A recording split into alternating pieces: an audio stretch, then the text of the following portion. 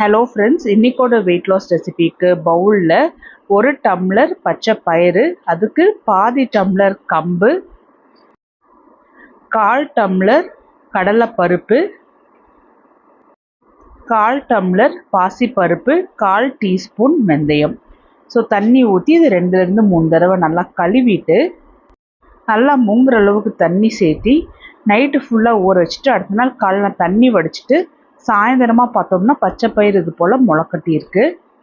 இதை தண்ணியிலேருந்து வடித்து எடுத்து மிக்ஸி ஜாருக்கு ட்ரான்ஸ்ஃபர் பண்ணிவிட்டு ஒரு சின்ன துண்டு இஞ்சி, தேவையான அளவுக்கு கல்லுப்பும் கொஞ்சமாக தண்ணியும் சேர்த்தி நல்லா நைஸாக அரைச்சி எடுத்துகிட்டு வந்துடலாம்.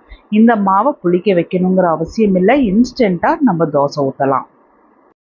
இந்த தோசை நல்லா டேஸ்டியாகவும் இருக்கும், ஹெல்த்தியாகவும் இருக்கும். நம்ம அரிசி சேர்த்தாமல் பண்ணியிருக்கோம்.